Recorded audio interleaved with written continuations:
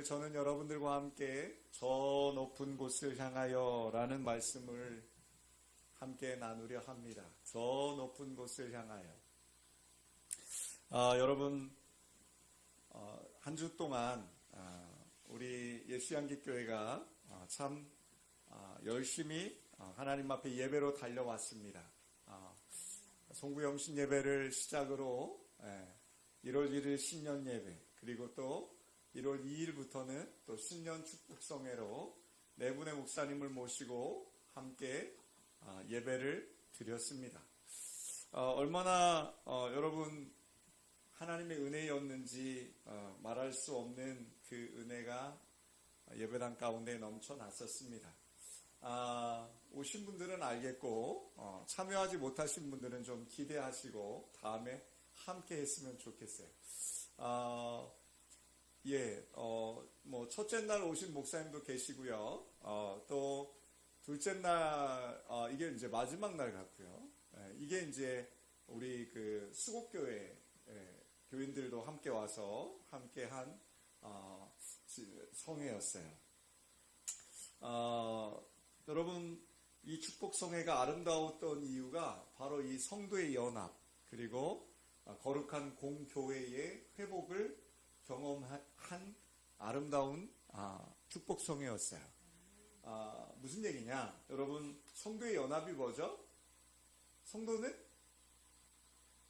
우리 교회 성도만 성도가 아니죠? 하나님의 모든 백성들이 성도입니다. 그 성도가 뭐가 된다고요? 하나 되는 거룩한 공교회예요. 여러분, 사도신경 하실 때마다 외우시는 그 거룩한 공교회예요. 그 거룩한 공교회가 뭐예요? 네 교회, 내 교회는 없습니다. 하나님 나라의 백성들이 모여 예배하는 곳은 교회입니다. 그 교회마다 뭐가 있어요? 하나님의 아름다우신 역사하심이 있는 거예요. 그래서 그 공교회란 뜻은요, 하나 되는 교회를 공교회라고 이야기를 합니다. 수곡교회가 67년이 됐습니다. 저희 교회가 14년 차가 됐습니다. 교회가 저 어렸을 때만 해도 굉장히 연합을 많이 했습니다. 지역에서 교회가 무슨 일 한다 하면 모든 지역교회가 함께 있습니다.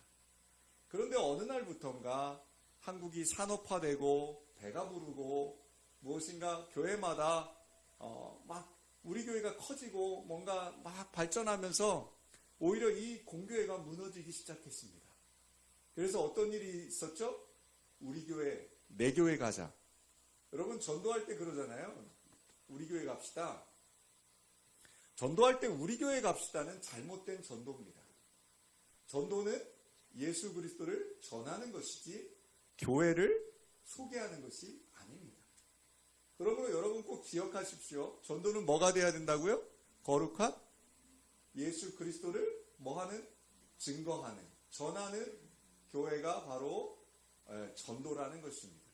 사랑하는 성도 여러분, 전도하고 계십니까? 자, 그 거룩한 연합이 예전에는 있었는데 왜 요즘은 안 되느냐 생각해 보니까 요즘 교회들이요, 너나 없이요, 뭘 추구하는 줄 아세요? 교회의 성장을 추구하고 있습니다. 여러분, 교회의 성장은 뭘로 나타날까요? 숫자로 나타날까요? 아니면 교회의 크기로 나타날까요? 이것이 잘못됐다는 것은 아닙니다. 교회가 성장한다는 건 믿는 자의 수가 많아지는 것이고, 믿는 자의 수가 많아지다 보면 더 큰 건물로 옮겨가는 것이 자연스러운 순서죠. 그러나 중요한 것이 있습니다. 우리의 교회의 목적이, 참된 목적이 사람이 많아지고 건물이 커지는 데에 목적이 있으면 안 된다는 것입니다. 교회의 목적은 뭘까요? 하나여야 됩니다. 단 하나. 온 세상의 교회는 모두 다 단 하나의 목적으로 세워져 있어야 한다는 것입니다. 온 세상의 그 많은 교인들은, 성도들은 단 하나의 목적을 가지고 세상을 살아가야 된다는 것입니다. 여러분의 인생의 목적은 뭡니까? 여러분, 우리 예수양기교회의 목적은 뭡니까? 누군가 여러분에게 그렇게 묻는다면 이렇게 대답하십시오. 우리 교회의 목적과 우리 인생의 목적은 단 하나, 하나님 나라에 있다고. 저 높은 곳을 향하여 오늘 찬양 이 찬송가처럼 여러분과 저와 우리 모든 교우들의 인생의 목적은 바로 저 높은 곳이 되어야 될 줄 믿습니다. 사랑하는 성도 여러분, 앞으로 저는 수국교회 조나우 목사님하고 이제 그런 교제를 나눴어요. 올 한 해는 좀 더 교회들이 연합했으면 좋겠다. 뭐 청주시가 아니라 그냥 이 수곡동에 있는 교회들이 연합했으면 좋겠다. 그래서 함께 어우러져서 작은 교회냐 큰 교회냐가 아닌 그저 교회가 함께 어우러져서 복음을 증거하는 일에 함께 했으면 좋겠다. 그래서 그 첫 번째로 이제 청년들을 향하여 교회가 연합해서 복음을 전하려고 합니다. 또 둘째는 교회가 연합해서 이제 함께 성도의 교제를 나누려고 합니다.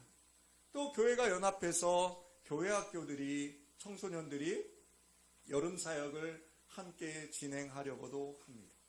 사랑하는 성도 여러분, 이 아름다운 연합에 여러분들이 기도해 주시고 함께 동참해 주시기를 부탁드립니다.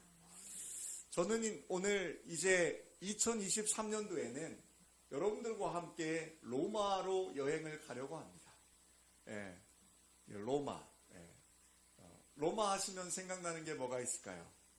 콜로세움. 로마의 검투사들이 경계하던 콜로세움도 있고요. 로마에 너무나 수많은 것들을 여러분들이 TV를 통해서 보고 계시죠. 저는 그 로마서를 이제 시작하려고 하는데 그 로마서의 시작을 하려고 딱 성경을 묵상하는데 제가 사도행전을 이제 로마서에 앞서서 사도행전을 쭉 보는데 오늘 저와 여러분이 나눌 본문이 사도행전 28장이에요. 그렇죠? 사도행전은 28장이 마지막 장입니다. 즉 신약에 여러분 신약의 처음은 교회의 탄생을 나타내주는 사도행전이 신약의 처음이나 마찬가지입니다. 그러니까 사복음서는 예수님의 생애를 기록한 것이 마태, 마가, 누가, 요한이라면 이제 교회의 시작을 나타내는 것이 바로 사도행전입니다. 그 사도행전, 교회가 무엇이냐? 제가 그 사도행전의 그 처음 시작과 끝을 여러분과 함께 나누겠지만 오늘 나누는 이 끝과 동일하게 처음도 뭘로 시작했냐면 이렇게 기록하고 있습니다. 바로 하나님의 나라. 사도행전의 마지막도 하나님의 나라로 끝나고 사도행전의 시작도 하나님의 나라로 시작을 합니다. 사랑하는 여러분, 바울이 여러분 이제 이 사도행전의 끝이 바울이 로마에 간 이야기로 끝을 맺어요. 바울이 로마로 간 이야기는 여러분 너무나 잘 아시죠? 바울이 1차, 2차, 3차 전도여행을 막 합니다. 근데 바울이 진짜 가고 싶었던 곳은 어디냐면 그 당시 로마 제국의 그 심장부를 향해서 그가 복음을 들고 가려고 했습니다. 로마의 심장부. 여러분, 바울의 그 열망이 결국은 이루어집니다. 그런데 여러분 재밌는 것은 바울이 그 로마를 갈 때에 어떤 모습으로 가요? 죄인의 모습으로 간다니까요. 어떤 멋진 모습으로 막 성공해서 가는 것이 아니라 찾고 쇠사슬에 묶여가지고 그가 로마에 도착해서 뭘 하냐면 가택연금을 당합니다. 가택연금을 당하는데 2년 정도 그가 가택에 조그만 전세방에 군인과 함께 쇠사슬에 묶여서 함께 있습니다. 근데 참 재밌는 것은 바울이 오늘 여러분 본문 20절에 보면 내가 왜 그 로마에 가서 그렇게 죄수의 몸으로 죄인된 몸으로 쇠사슬에 묶여 있어야 되느냐라는 걸 20절에 뭐라고 하냐면 제가 읽어드릴게요. 이러므로 너희를 보고 함께 이야기하려고 청하였으니 이스라엘의 소망으로 말미암아 내가 이 쇠사슬에 매인 바 되었노라 라고 합니다. 뭘로요? 이스라엘의 소망. 이스라엘의 소망. 그 이스라엘의 소망 때문에 내가 뭘 했다고요? 쇠사슬에 매여 있다라고 합니다. 여러분, 이스라엘의 소망이 뭐예요? 바로 예수 그리스도입니다. 메시아입니다. 그는 유대인들에게 있어서 너희들이 지금 로마의 압제 속에 정말로 이 어려움 속에서 유일한 구원자가 되시는 분은 누구다? 예수 그리스도밖에 없다. 너희들이 원하는 그 메시아가 누구다? 예수 그리스도다라고 그는 증거하고 있어요. 그 증거를 하기 위해서 그가 뭐 했다고요? 내가 쇠사슬에 매여 있다라고 얘기합니다. 여러분, 여기 쇠사슬은요, 어떤 은유적인 표현이 아닙니다. 바울이 진짜 쇠사슬에 묶여 있는 거예요. 바울에게 뭐가 있다는 거예요? 환난이 있다는 겁니다. 현재 당하는 고난이 있다는 겁니다.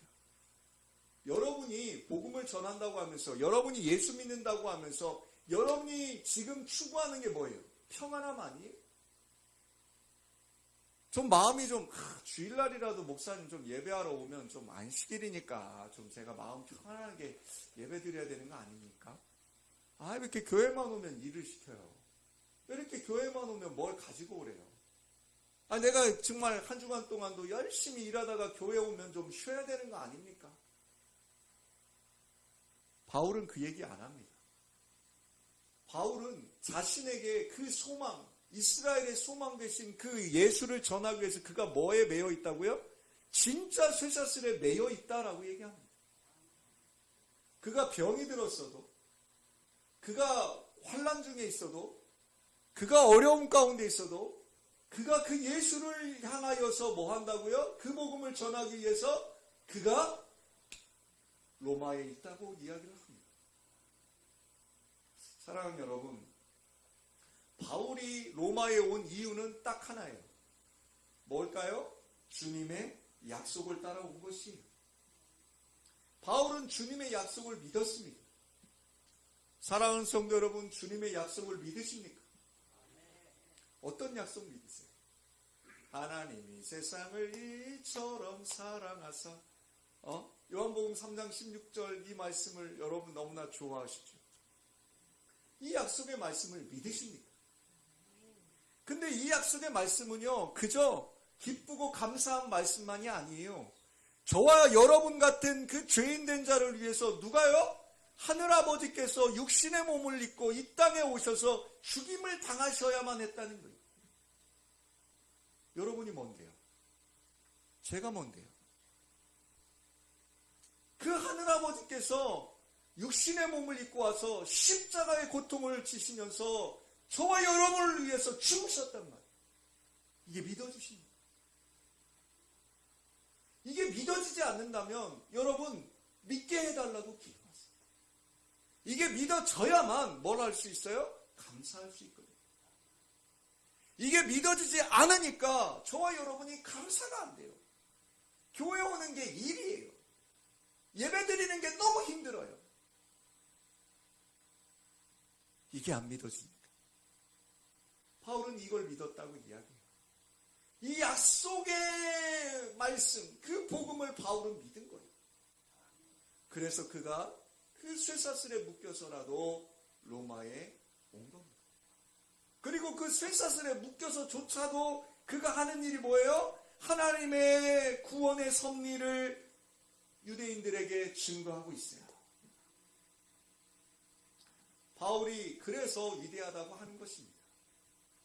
그가 사도행전에 나오는 땅끝까지 이르러 내 증인이 되라는 1장 18절의 말씀을 이루기 위해서 그가 뭐하고 있다고요? 쇠사슬에 묶여서라도 그 로마에 가 있는 것입니다. 약속을 따라 사는 사람, 말씀을 따라 사는 사람, 그 사람이 바로 바울이었습니다. 오늘 이명호 안수 집사님이 기도하시면서 우리 교회의 표어를 다시 한번 말씀해 주셨어요. 2023년 우리 교회의 표어는 말씀으로 열매를 맺는 교회입니다. 사랑하는 여러분, 열매를 맺고 계십니까? 여러분, 인생의 열매가 뭘까요? 자식이 있는 분들은 자식이 인생의 열매일 것이고, 자식이 없는 사람들은 또 다른 것들이 여러분 인생의 열매라고 생각할 수 있겠죠. 저도 얼마 전까지만 해도 자식들이 우리 인생의 열매라고 생각을 했던 사람 중에 하나예요. 자식 잘 기르면 성공한 인생이지, 이런 생각했었어요. 그런데 성경을 보면 볼수록, 하나님의 말씀을 들으면 들을수록 여러분과 저에게 주시는 하나님은 말씀하시기를 자식이 열매가 아니라는 거예요. 여러분 인생의 목적이 뭐냐는 거예요. 여러분이 말씀으로 열매를 맺어야 되는데 그 말씀의 열매가 뭐가 나오냐는 거예요. 오늘 다시 한번 여러분에게 부탁드립니다. 바울의 그 가치관, 바울의 인생관, 그것은 바로 하나님의 나라였습니다. 여러분도 여러분의 인생의 목표가, 인생의 목적이 하나님의 나라 되시길 주의 이름으로 축복합니다. 23절을 함께 봅시다. 넘겨줘 보세요. 네, 23절. 네. 자, 23절 시작. 그들이 날짜를 정하고 그가 유숙하는 집에 많이 오니 바울이 아침부터 저녁까지 강론하여 하나님의 나라를 증언하고 모세의 율법과 선지자의 말을 가지고 예수에 대하여 권하더라 라고 합니다. 바울이 그 가택연금을 당해서도요, 유대인들에게 복음을 전하는데요, 참 재밌는 건 로마에 있는 유대인들이요, 그 바울을 찾아오기 시작합니다. 높은 관직에 있는 사람만 오는 것이 아니라 많은 유대인들이 하나님의 나라를 들으러 그곳에 온다는 것입니다. 여기 강론하다라고 했는데 그 강론이라는 말은요, 자세히 설명하다라는 뜻이 있고요. 또 모세의 율법과 선지자의 말은요, 구약 성경을 이야기합니다. 구약 성경. 자, 여러분, 바울은 자신을 찾아온 유대인들에게 하나님의 나라를 증언하면서 구약 성경에 예언된 메시아가 바로 누구다? 예수 그리스도임을 증언했습니다. 구약 성경에 오실 메시아에 대해서 구약 성경은 이야기하거든요. 그러니까 바울이 하는 얘기는 유대인들이 구약 성경을 너무 잘 알거든요. 그러니까 그 유대인들에게 하는 얘기가, 이 사람들아, 그 오실 메시아가 바로 이미 오셨고 십자가에 죽으셨고 그리고 부활하시고 승천하신 예수 그리스도가 그 하나님이시다라고 이야기를 합니다. 여기 또 성경에 뭐라고 돼 있어요? 아침부터 저녁까지. 즉 하루 종일이요. 하루 종일 그는 하나님의 나라와 예수 그리스도에서 강론해요. 여러분, 여기 아침이란 표현이요, 새벽이에요. 동트는 시간. 자, 그럼 바울은 지금 어때요? 인생 말년입니다. 이제 거의 그가 이 로마에 왔다는 건 그가 죽으러 온 거예요. 그가 알고 있어요. 그의 죽음이 얼마 안 남았다는 걸 그는 알아요. 인생 말년이에요. 병도 있었죠? 바울에게 병이 있었습니다. 하나님한테 그 병 고쳐달라고 3번씩 기도했는데 안 들어주셨어요? 그러면서 바울이 한 말을 여러분 너무나 잘 알죠? 내 은혜가 내게 족합니다. 바울이 그랬어요. 그가 병도 있었어요. 또 현실적으로 그의 팔에는 뭐가 묶여져 있어요? 쇠사슬이요. 쇠사슬도 있어요. 그가 가택연금 나가고 있는데 제대로 먹었겠어요? 제대로 먹지도 못하는 상황입니다. 그럼 그가 뭐 하고 있다고요? 동트자마자 사람들이 오기 시작하면 해가 질 때까지 그가 하나님의 나라에 대해서, 메시아에 대해서 그는 강론하고 있어요. 왜 그랬을까요?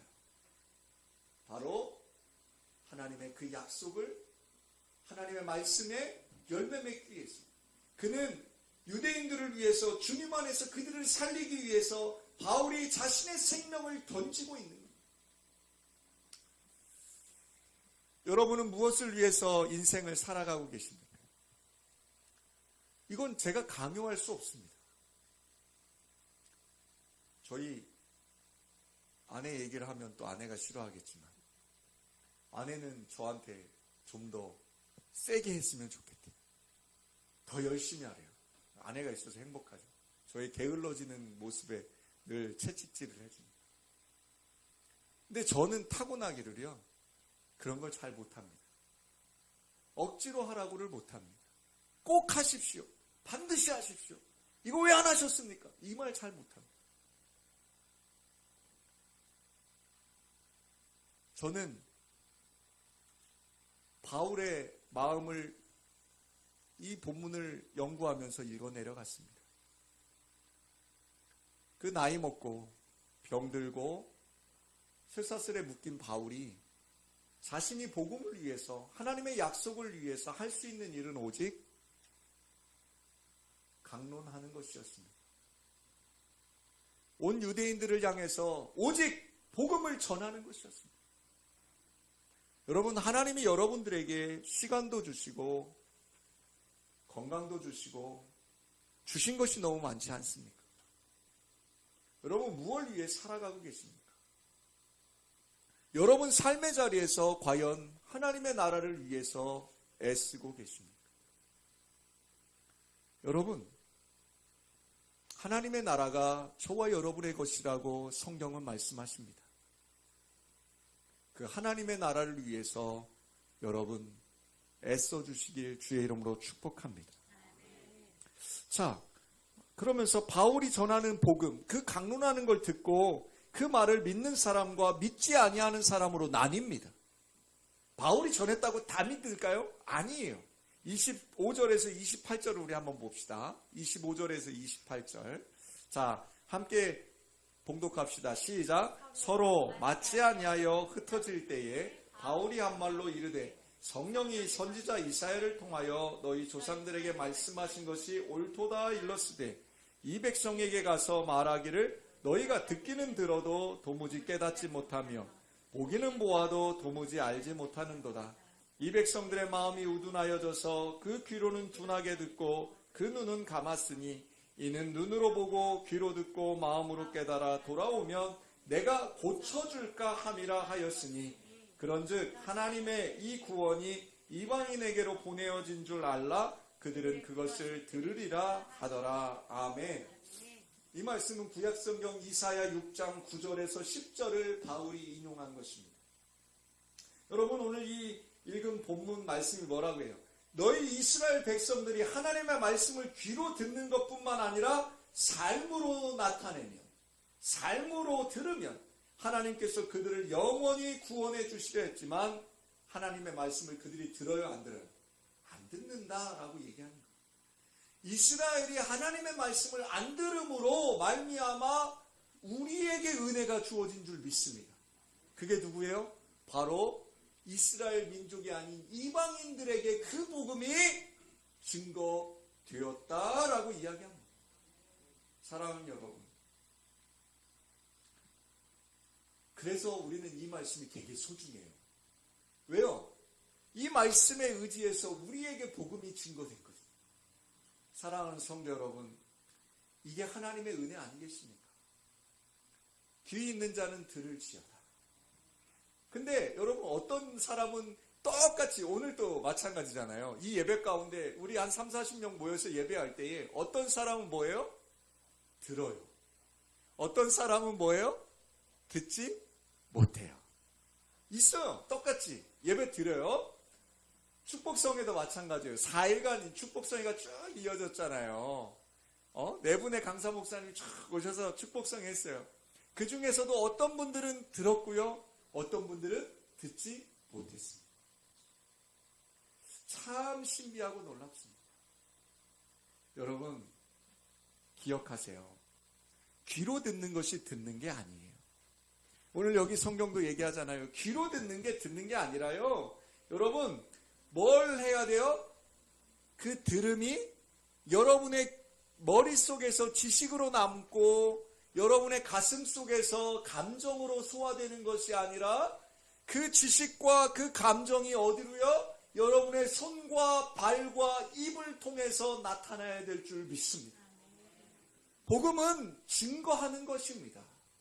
사랑하는 성도 여러분, 여러분의 머릿속에서 지식으로만 나는 성경을 뭐 하루에 몇 장 읽고 뭐 1년에 몇 독하고 나는 성경 필사를 몇 번 했고, 여러분 입을 열면 성경 말씀이 목사님들보다 더 줄줄줄 나오시는 분들이 있어요.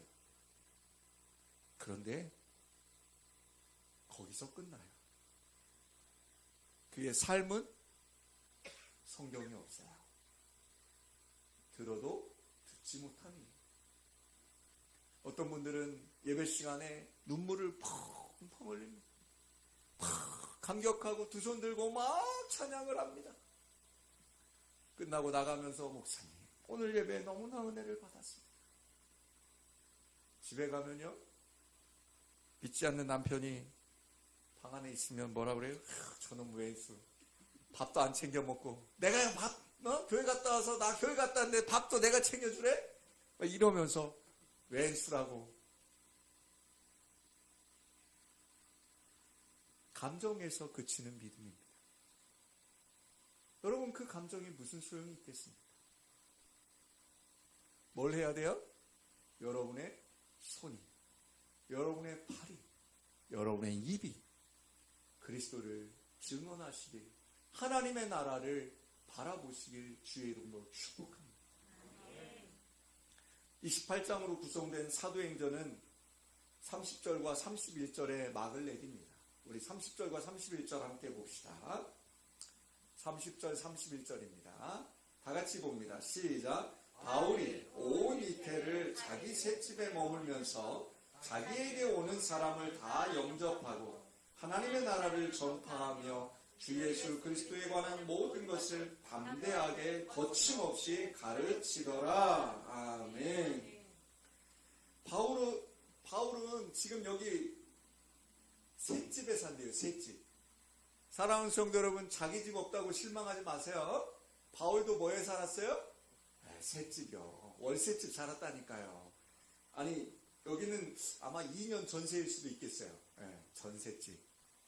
여러분, 그런데 그는 갇혀있는 몸인데도 불구하고 찾아오는 사람들을 다 영접했다고 성경은 기록해요. 다 영접했고요. 또 여기 지금 참 재밌는 게요, 영접하다라는 이 동사가요, 미완료형 동사예요. 그러니까 무슨 얘기냐면 영접했고가 아니라 영접하다는요, 계속해서 이 2년 동안 그가 끊임없이 이 일을 했다는 거예요. 바울은 찾아온 사람들에게 전한 것이 오늘 마지막 절에 나오죠. 뭘 전해요? 하나님의 나라, 주 예수 그리스도, 이 두 가지만 전했어요.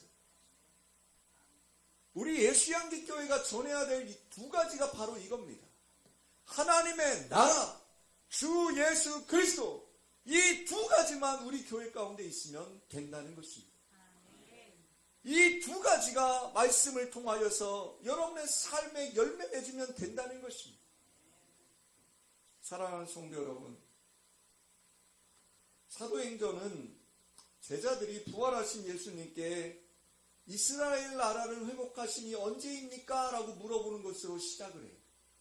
이게 무슨 얘기냐면, 여러분 한번 생각해 보세요. 이 사도행전 처음에 제자들이요, 얼마나 다 도망가고 다 뿔뿔이 흩어져 가지고 얼마나 막 괴로워하고 있었어요?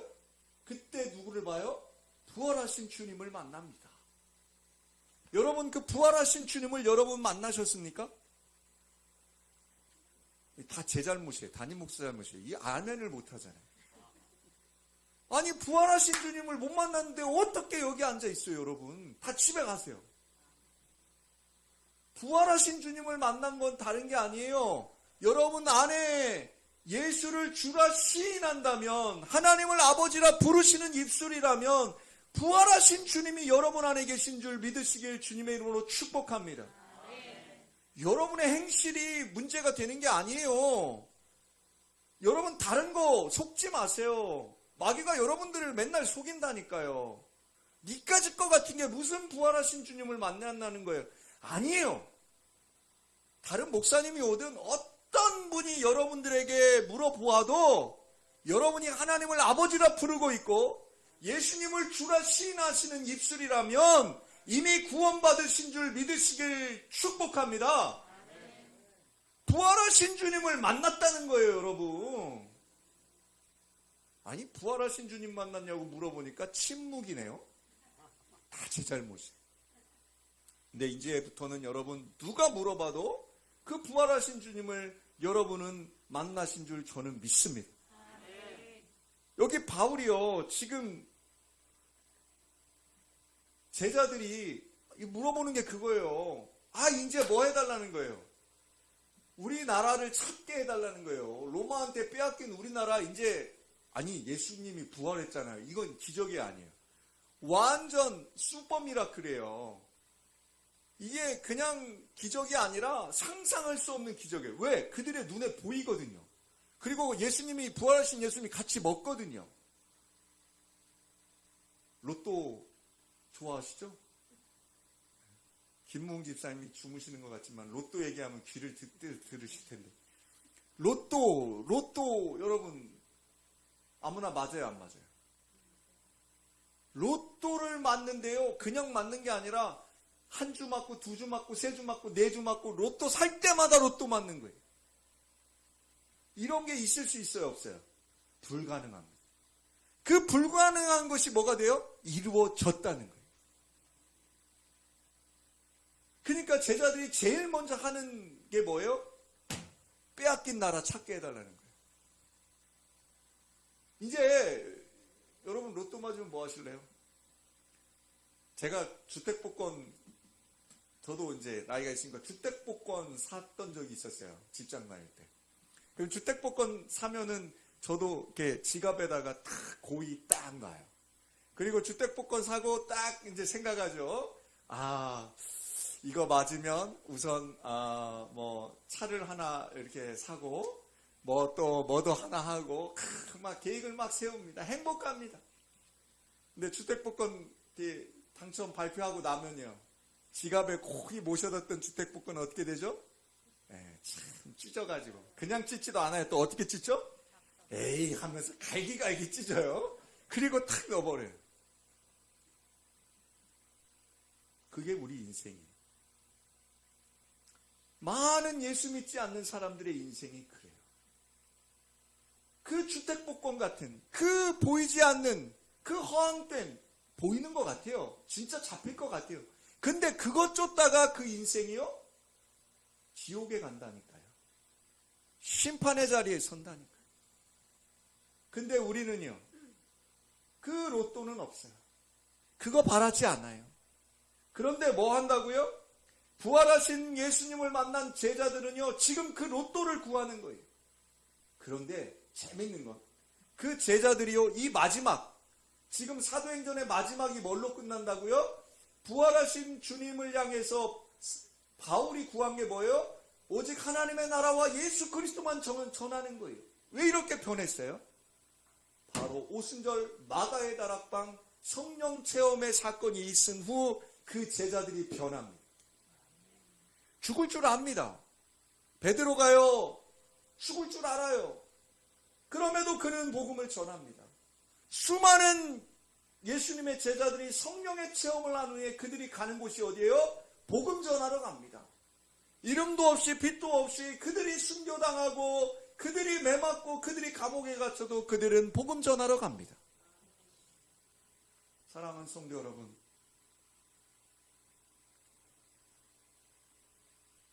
하나님의 나라를 꿈꾸고 살아가시는 여러분들이 그 복음을 전하기 위해서 지금 이 자리에 있는 것입니다. 여러분의 시간을 들여서, 여러분의 물질을 들여서, 여러분의 헌신을 함으로 지금 이 자리에 있는 것입니다. 여러분의 정체성을 잊지 말기를 주의 이름으로 축복합니다. 여러분과 저의 삶이 하나님의 다스림 속에 있음을 잊지 말기를 부탁드립니다. 여러분, 그런 여러분들이 바로 주님의 제자들이라는 것입니다. 사랑하는 여러분, 성령 충만을 우리는 기대하고 노래합니다. 제자들도 오순절 마가의 다락방에서 성령의 충만함을 경험하고 베드로가 전할 때 3,000명, 5,000명 되는 사람들이 몰려왔습니다. 근데 중요한 게 있습니다. 3,000명, 5,000명에 우리는 포커스를 맞추면 안 된다는 것입니다. 그 복음을 전했던 제자들의 마지막이 어땠습니까? 화려한 삶은 한 사람도 없습니다. 궁전에서 살았던 사람 한 사람도 없습니다. 그 복음을 전했던 모든 제자들은요, 이름도 없이 빛도 없이, 어떤 이는 거꾸로 매달려 십자가에 달려 죽고, 어떤 이는 목이 베어 죽고, 어떤 이는 또 다른 죽음을 맞이했습니다. 여러분, 성령 충만은 이 땅의 잘됨과는 다른 것입니다. 우리 교회가 바라봐야 되는 것은 바로 그 하나님의 나라이지, 성령 충만을 통해서 뭔가가 이루어지고 뭔가가 생기고 뭔가를 가지는 게 아니라는 것입니다. 여러분이 성령 충만을 구하면서 질병이 고쳐지길 원하십니까? 안 되는 일이 되길 원하십니까? 여러분, 그것이 목적이 되면 안 된다는 것입니다. 여러분과 제가 성령 충만해야 될 이유는 바로 그 하나님의 나라에 있다는 것입니다. 그 복음을 증거하기 위해서, 그 증인된 삶을 살기 위해서 성령 충만을 구하시길 부탁드립니다. 오늘 하루도 여러분의 삶이 변질된 인생이 아니라 변화된 인생으로 살아가시길 주의 이름으로 축복합니다. 변질은요, 완전히 썩어버리는 것. 원래의 것이 완전히 변하는 것이 변질입니다.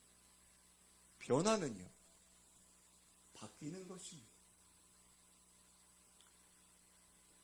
사랑하는 성도 여러분, 저는 오늘 여러분들과 함께 이 찬양을 좀 같이 하길 원해요. 오늘 성가대가 찬양을 했는데요, 우리가 결단의 찬양으로 이 찬양을 좀 같이 했으면 좋겠어요. 이제 다음 주부터 로마서를 저와 함께 여행을 할 것인데, 그 로마서가 여러분 상당히 교리적이에요. 그래서 좀 딱딱할 수도 있어요. 그런데 여러분, 딱딱하든 부드럽든 그게 중요한 게 아니에요. 여러분의 마음속에 뭐만 있으면 돼요? 하나님의 나라, 예수 그리스도만 탁 마음에 탁 품고 있으면요, 문제될 게 없어요. 여러분의 삶이 고단하십니까? 여러분, 고단할 수 있죠.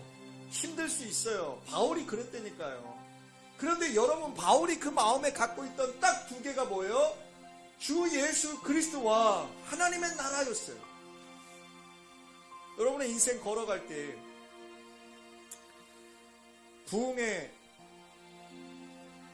셋째 날 90대신 마준식 권사님이 안 오셨어요. 잃어버리셨대요, 오는 걸. 그걸 누가 보셨냐면 우리 95살 되신 이선남 권사님이 보신 거예요. 마준식 권사님이 안 왔네? 이러시면서 넷째 날 마지막 날요, 일찍 신방을 가셨어요. 마준식 권사님 집에. 아니, 95살 되신 분이 신방 갔다니까요. 그래가지고 마준식 권사님을 마지막 날 모시고 왔어요. 우리 이선남 권사님 마음에 뭐가 있어요? 예수 그리스도와 하나님의 나라, 이 두 개밖에 없는 거예요. 여러분과 저의 마음에 이 두 가지만 있으면 되지 않겠습니까? 예수양기교회 상가교회고요. 성도도 많지 않고요. 제가 수국교회 목사님 오시라고 하고 그 교인들이 오라고 해서 여기서 같이 예배할 수 있는 게요, 제가 뭘 자랑하려고 할까요? 보여줄 게 있나요, 우리 교회가? 없어요. 아무것도 없어요. 그런데 그게 중요한 게 아니라는 거예요. 예수 그리스도와 하나님의 나라가 있는 곳이라면 초막이나 궁궐이나 그 어디나 뭐예요? 하늘나라라는 거예요. 여러분의 삶이 어떤지 저는 잘 몰라요. 그러나 여러분의 삶을 바라보지 마세요. 내가 가난해요, 내가 병들었어요, 내가 정말로 힘들어요, 이게 중요한 게 아니에요. 여러분, 내가 바빠요. 그쵸, 바쁘죠. 근데 중요한 건 뭐예요? 그 속에 예수 그리스도와 하나님의 나라를 바라보고 있냐는 거예요. 이것만 바라보고 가겠습니다, 여러분. 제가 예수양기교회를 섬기는 동안에는 이 두 가지만 바라보고 저도 목회하겠습니다. 여러분 알아서 하세요. 협박하는 거예요. 저는 여러분 끌고 가고 몰고 가고 저는 그거 잘 못해요. 여러분 알아서 하세요. 저는 이 두 가지만 전할 겁니다.